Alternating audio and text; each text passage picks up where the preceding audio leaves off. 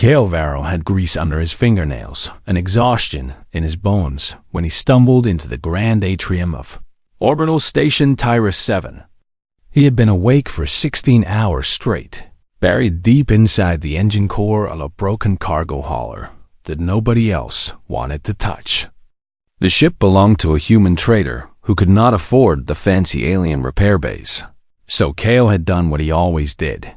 He had made it work with spit, wire, and stubborn determination. Now all he wanted was food, and maybe a place to sit down before his legs gave out beneath him. The atrium was beautiful in a way that made Kale feel small and dirty. Crystal chandeliers floated overhead without any visible support, casting rainbow light across floors, so clean he could see his own tired reflection. Alien nobles drifted past in silk robes that probably cost more than everything Kale had ever owned combined. They did not look at him. Humans were beneath notice in places like this. Kale did not care about any of that right now. His stomach was growling loud enough to echo, and he spotted an empty table near a food dispenser. He walked over, dropped into the seat, and punched in an order for the cheapest synth meat the machine offered. The food arrived in a plain container, and Kale began to eat without really tasting anything. He was too tired to taste. He was too tired to notice the silk partition surrounding his table. He was too tired to see the armed guards in gleaming black armor who stood at attention nearby. He definitely did not notice the elaborate golden crest embedded in the table's surface, the mark of the Imperial bloodline. Kale had accidentally sat in the Imperial Dining Circle, a space reserved exclusively for the Emperor's family and their honored guests. Common people were not allowed to breathe the same air as this table. They were certainly not allowed to eat cheap synth meat at it while wearing work clothes covered in engine grease. The guards noticed him, of course. They began moving toward him with weapons raised, their insectoid faces showing what might have been confusion or disgust. It was hard to tell with the Cathara species. But before they could reach him, the crowd parted. She arrived like a ghost made of moonlight. Her robes were silver and flowing, catching the crystal light and throwing it back in soft waves. She was tall and slender, with deep purple skin and large compound eyes that reflected everything around her like dark mirrors. 4 armed guards flanked her, each one massive enough to crush Kale with a single hand. The woman was Princess Siren Vacoris, 3rd child of Emperor Malthus the Undying, ruler of the hegemony that controlled 1,000 star systems. Kale had heard of her. Everyone had heard of her, though not for good reasons.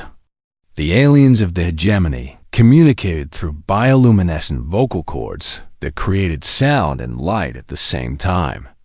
It was beautiful and complex, a form of speech that humans could barely understand even with translation software. Princess Siren had been born without those vocal cords. She could not speak. Not a single word in her entire life. The royal court called her the Silent One, and they treated her like a piece of broken furniture, something embarrassing to be hidden away and forgotten. She had no political power. She had no voice in council meetings. She had no future except to be married off to some minor noble who would not complain about receiving damaged goods. None of this was running through Kale's mind as she approached. He was still chewing his synth meat, still wondering why everyone had suddenly gone quiet. Then he looked up and saw her standing at his table.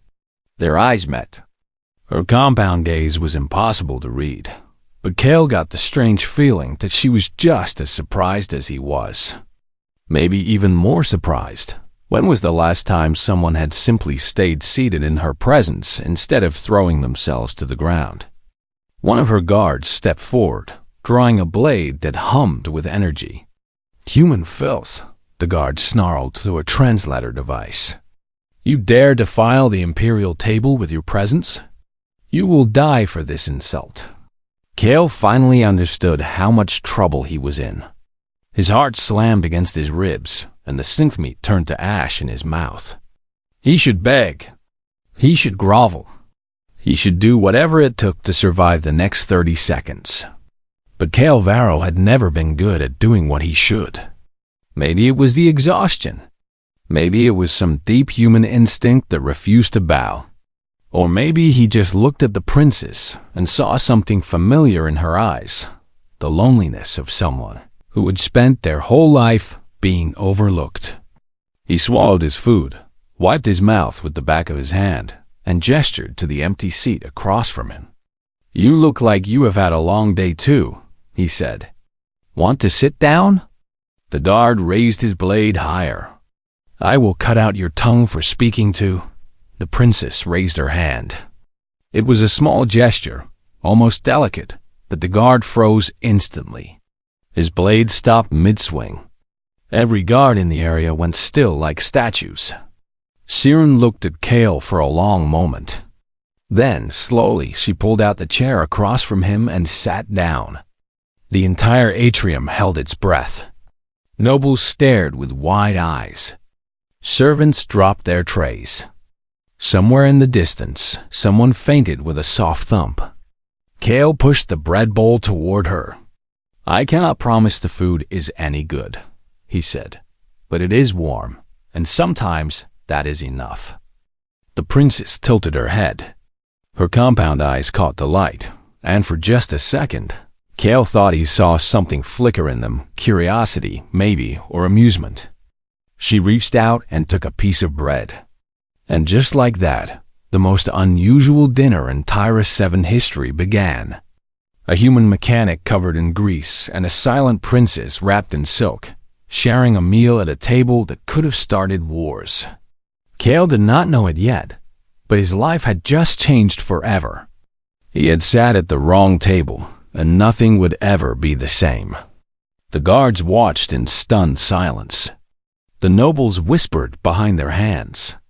And Princess Siren Vacaris, the silent one, sat across from a human who had treated her like just another tired person at the end of a long day. It was the first time anyone had done that in her entire life. The guards did not know what to do. For 300 years, the imperial dining circle had been sacred. Emperors had eaten there. Treaties had been signed there. Blood feuds had been settled with poison and blade at that very table.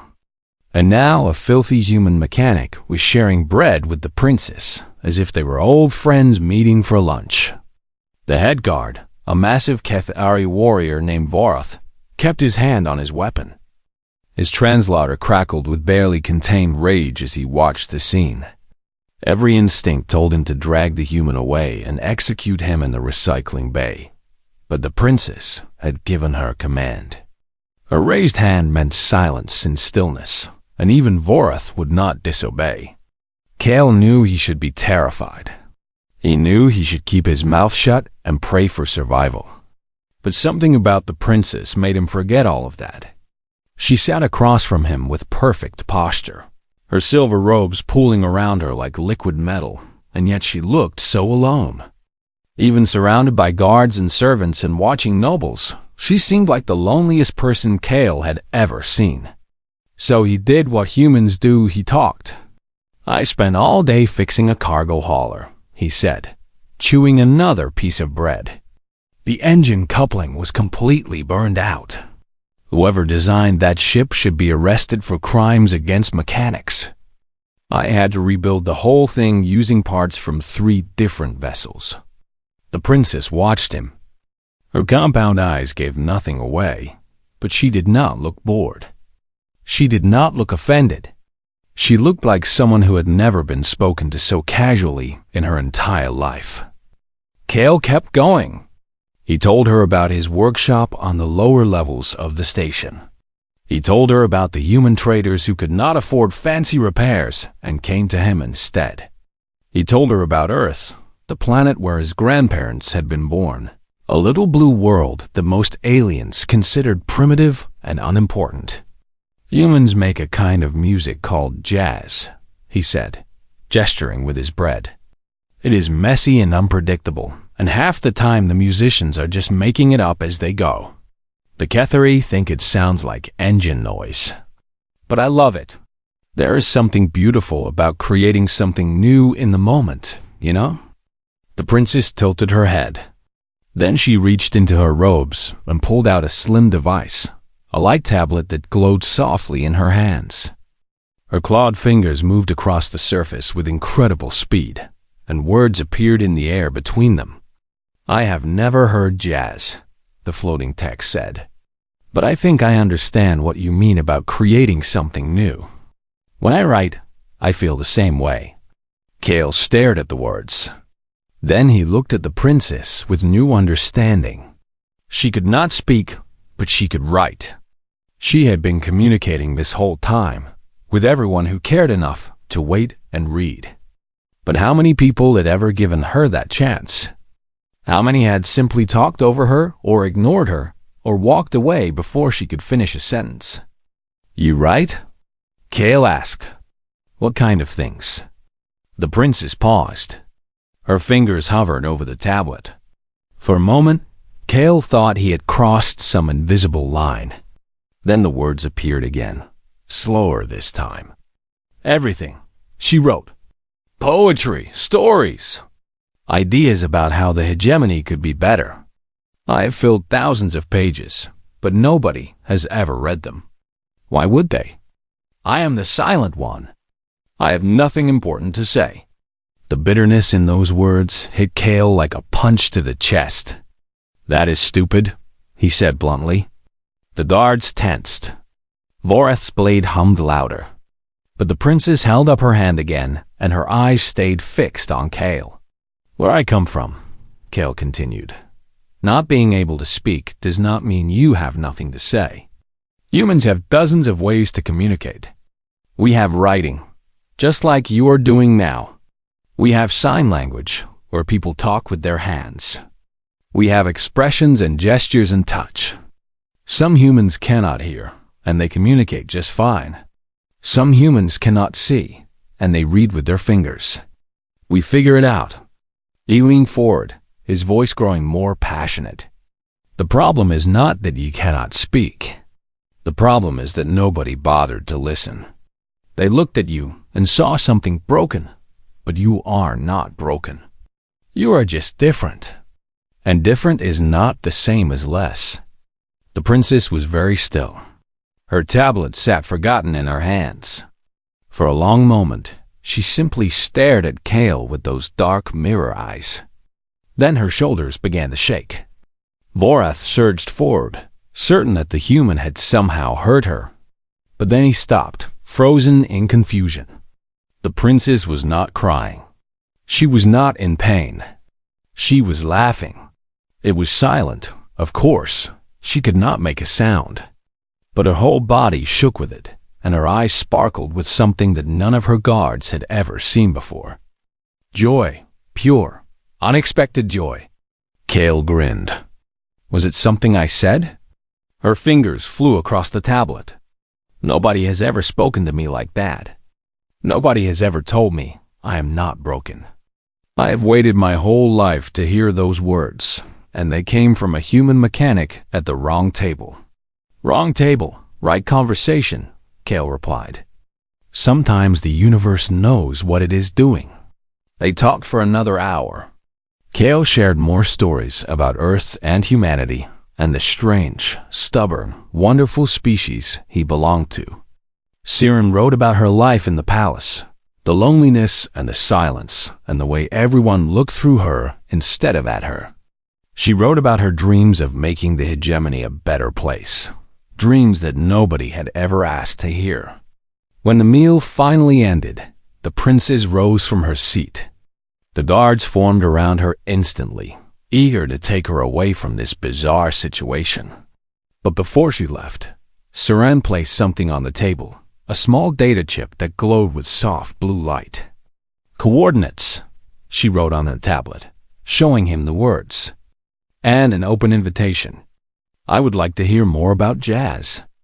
And sign language. And all the ways humans learn to listen." Then she was gone, swept away by her guards and her duties and her silent, lonely life. Kale sat alone at the imperial table, holding the data chip in his grease-stained fingers. He did not know what would happen next. He did not know that this small moment would change the fate of an empire. All he knew was that he had met someone worth knowing, and she had laughed for the first time in years. Sometimes that was enough. 3 weeks passed after that strange dinner, and Cale tried to return to his normal life. He fixed engines. He patched hull breaches. He argued with suppliers about the cost of replacement parts. But every night, he found himself looking at the data chip the princess had given him, wondering if he should use it. What would he even say? "Hello, Your Highness, remember me? The dirty mechanic who insulted your entire culture and made you laugh? Want to talk about jazz again?" It seemed ridiculous. A human like him had no business staying in contact with alien royalty.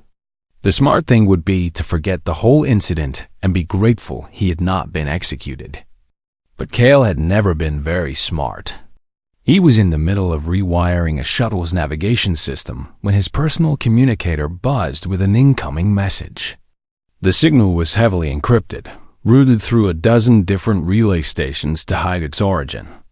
Cale almost deleted it as spam until he saw the authentication code. It matched the data chip. He opened the message, and his blood turned to ice. "I need help," the text read. "My brother Malachar is planning to kill my father and seize the throne. He will murder all his siblings to eliminate any challenge to his rule. I have proof, but no one will listen to me. No one ever listens. Please, you are the only person who has ever treated me as someone worth hearing. I do not know who else to ask." Cale sat in his cramped workshop, staring at the words until they burned into his brain. This was insane. This was political intrigue at the highest level of an alien empire. He was a mechanic who lived on a space station and ate cheap synth meat for dinner. What could he possibly do against a crown prince with armies at his command? But then he remembered the princess sitting across from him, her shoulders shaking with silent laughter. He remembered the words she had written about dreams that nobody cared to hear. He remembered the loneliness in her eyes. She had reached out to him because she had no one else. In an empire of 1 billion souls, the princess trusted one person, a human who had been kind to her for a single hour. Cale made his decision. 2 days later, he smuggled himself aboard a cargo freighter heading toward the throne world. He hid among crates of luxury goods, eating protein bars and sleeping on bags of imported fabric. The journey took 6 days, and every moment of it, Cale questioned his own sanity. The throne world was nothing like Tyrus 7. Where the station had been merely impressive, the capital planet was overwhelming. Massive cities stretched from horizon to horizon, filled with towers that scraped against the clouds. Flying vehicles swarmed through the air like metallic insects. Everywhere Cale looked, he saw the power and wealth of an empire that had ruled for 10,000 years. And somewhere in that empire, a silent princess was waiting for him. Siren had arranged a secret meeting in the lower levels of the palace, in chambers that had been abandoned for centuries. Cale followed her directions through service tunnels and forgotten corridors, staying out of sight of guards and servants alike. His human appearance actually helped. Nobody expected a member of the primitive species to be wandering around the imperial palace, so nobody looked too closely. When he finally reached the meeting point, Siren was already there. She looked different than she had on Tyrus 7, thinner, paler, with dark circles under her compound eyes. The stress was eating her alive. "Thank you for coming," she wrote on her tablet. "I was not sure you would." "I was not sure either," Cale admitted. "But you needed help, and nobody else was listening. So here I am." She almost smiled. Then her expression grew serious, and she began to explain. Crown Prince Malachar was the eldest son and official heir to the throne. He was brilliant, charismatic, and utterly ruthless. For years, He had been building a network of loyal followers throughout the military and government. Now he was ready to make his move. "My father is old and weak," Siren wrote. "Malachar has been slowly poisoning him for months, not enough to kill him quickly, but enough to make him confused and tired. Soon he will be declared unfit to rule, and Malachar will become regent.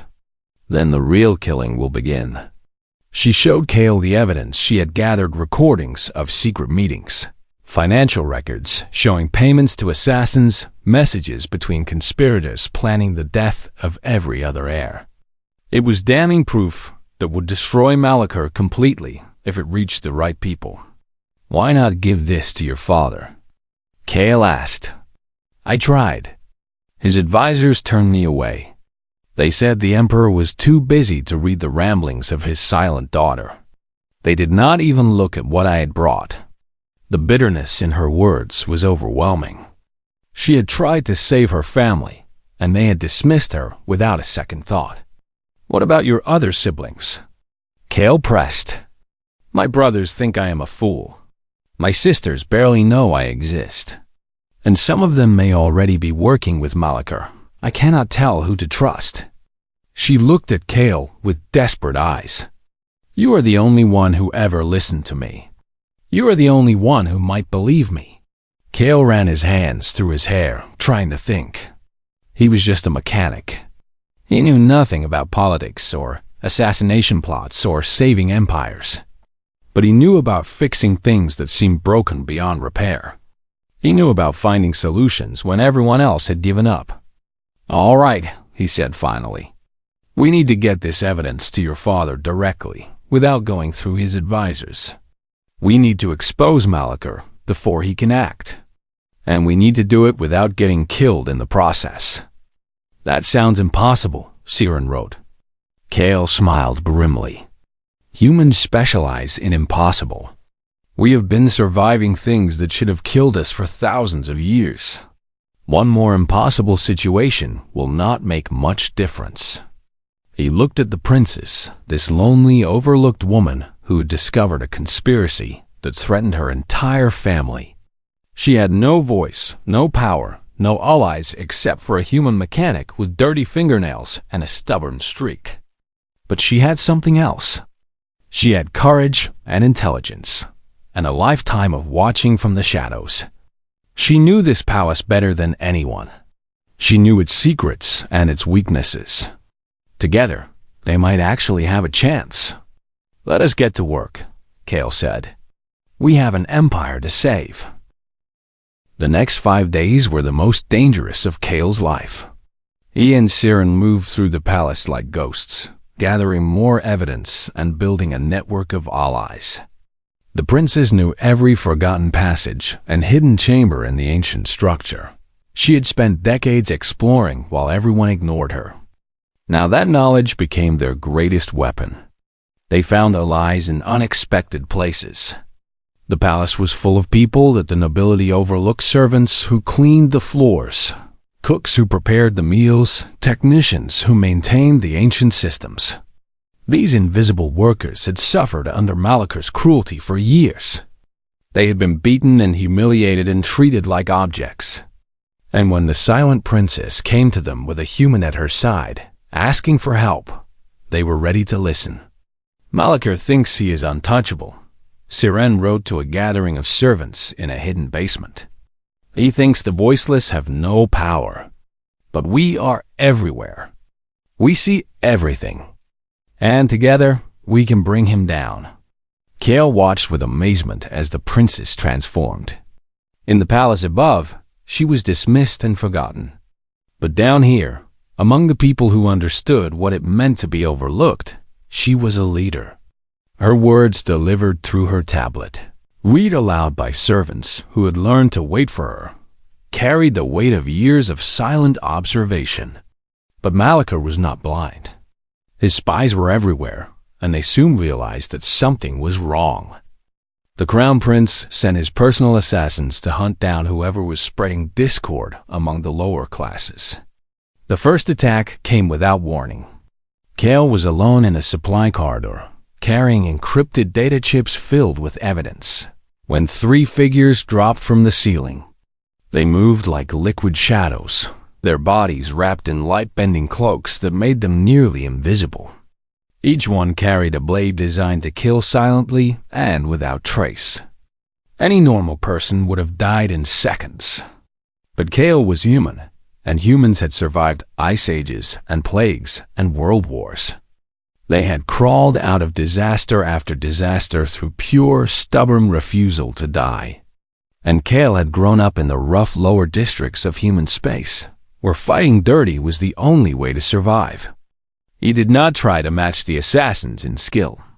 Instead, he threw himself sideways, crashing through a door into a maintenance room.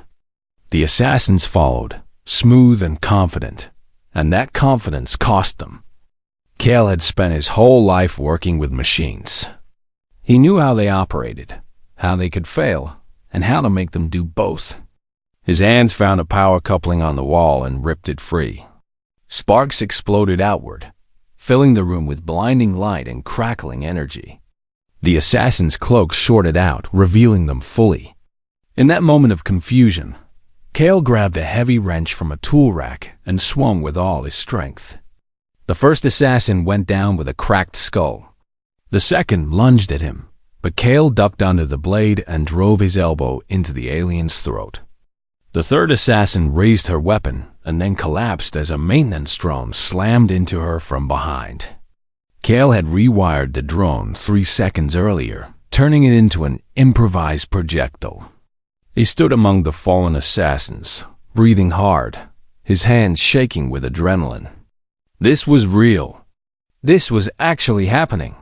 He was fighting for his life in an alien palace against trained killers. And somehow, impossibly, he was winning. The attacks continued over the following days. Malika grew more desperate as his agents failed again and again. Kale and Siren stayed one step ahead, using the servant network to move unseen through the palace. They fought when they had to and hid when they could. Kale became famous among the underground, the human who could not be killed, who fought with tricks and tools and pure determination. But they were running out of time. Malika had set his plan in motion. The Emperor was failing fast, and the Council was preparing to declare him unfit. Once that happened, Malika would become regent, and everyone who opposed him would disappear. On the night before the Council meeting, Kale and Siren made their final move. The Emperor's private chambers were guarded by elite soldiers, loyal only to the crown. Getting past them should have been impossible. But Siren knew a passage that had not been used in 3 centuries, a hidden route built for emperors who wanted to escape assassination attempts. It led directly into the royal bedroom. They emerged from behind a wall panel to find the Emperor alone. Maldoas the Undying was ancient beyond human understanding. He had ruled for nearly 1,000 years, kept alive by technology and treatments that defied natural law. But now he looked small and frail, propped up in a bed that seemed to swallow him. His eyes, once sharp and commanding, were clouded with confusion. He looked at Siren without recognition. Then his gaze shifted to Kale, and something flickered in those ancient eyes. "A human," he whispered. "In my chambers. How interesting." "Your Majesty," Kale said, stepping forward with his hands raised. "Your daughter has something to show you." "Something important. Please, just read what she has written." Siren moved to her father's bedside. Her hands trembled as she offered him a data tablet, not the small one she used for conversation, but a larger device loaded with thousands of pages. Her life's work. Her thoughts, her observations, her evidence against Malika, and her dreams for a better hegemony. The Emperor looked at the tablet, then at his daughter. For a long moment, something like shame crossed his ancient face. "I never read your words before," he admitted quietly. "I never asked what you had to say. You were silent, so I assumed you were empty. What a fool I was." He took the tablet with shaking hands. Kale stood guard while the emperor read. Minutes passed, then an hour. The old ruler's eyes grew clearer as he absorbed the evidence of his son's betrayal. His hands stopped shaking. His spine straightened. When he finally looked up, the confusion was gone. In its place was the cold fury of a ruler who had survived 1,000 years of political warfare. "Malachar," he breathed. "My own son." "Your Majesty," Kale said, "your daughter discovered this. She tried to warn you, but no one would let her speak. She has more wisdom than your whole court combined. You just have to read." The emperor looked at Siren, really looked at her, perhaps for the first time in decades. "My child," he said softly. "My silent child. You saved us all, and I never even knew your voice."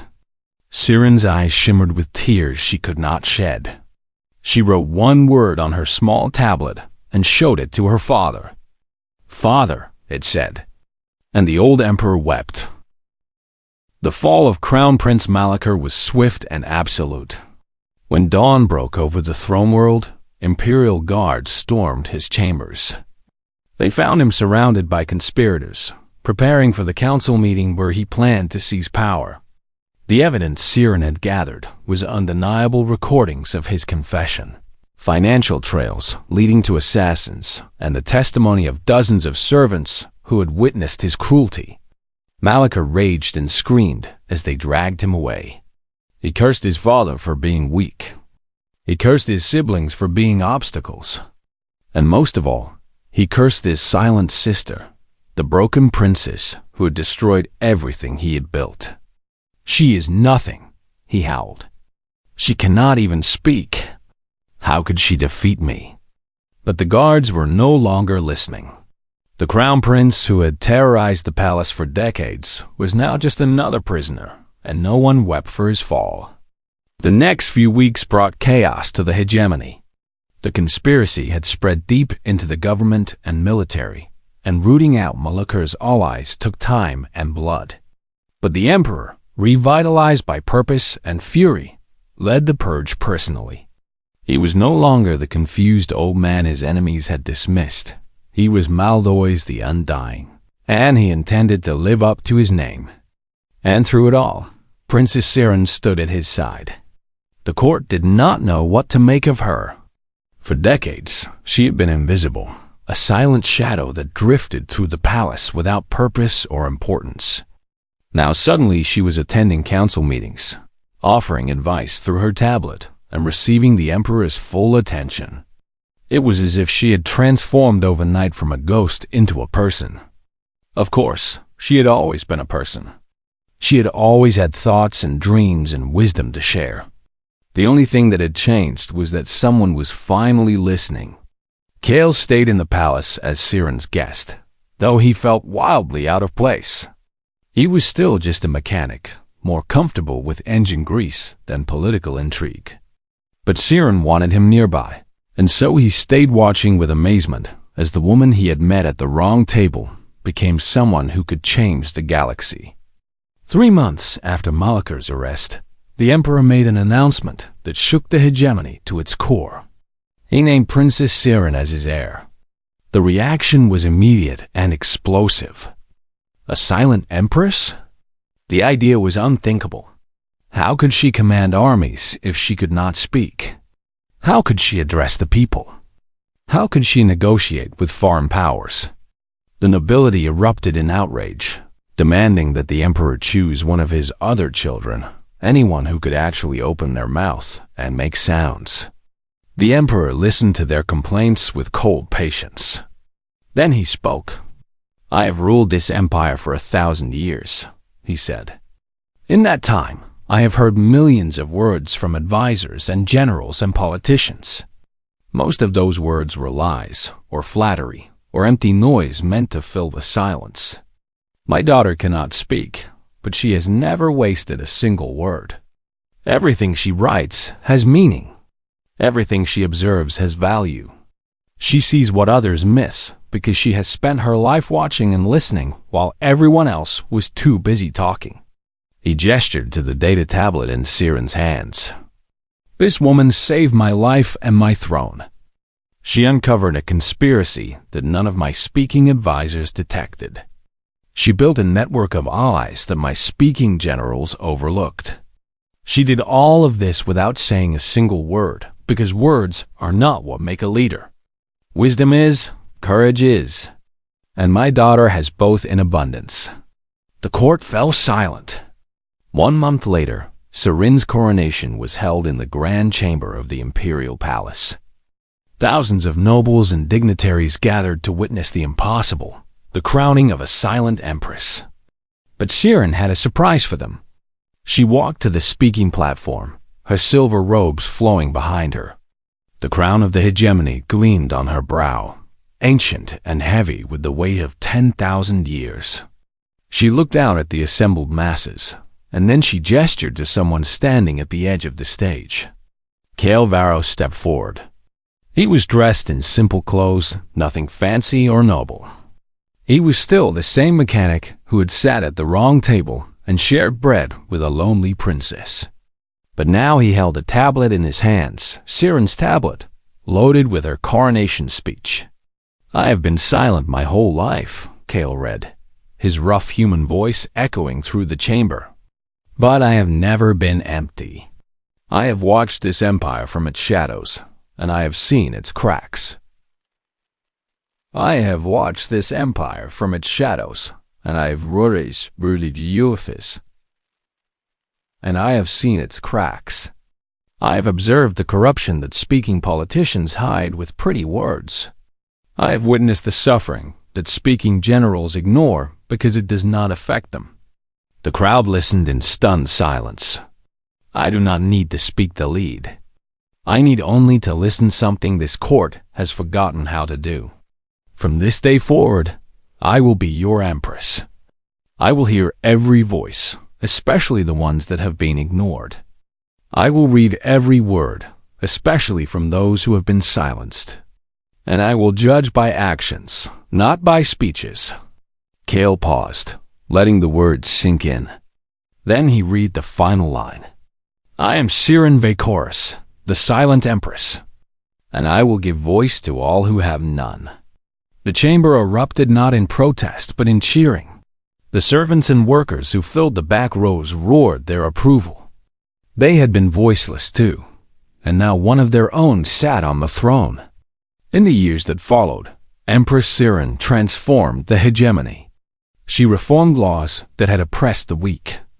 She created councils where anyone could submit written proposals regardless of their ability to speak. She proved again and again that silence was not weakness, it was simply a different kind of strength. And at her side, serving as her official voice and eventually as her consort, stood Kale Varro. The human mechanic who had sat at the wrong table became the most trusted advisor in the empire. He never stopped being surprised by his own life, but he never stopped being grateful either.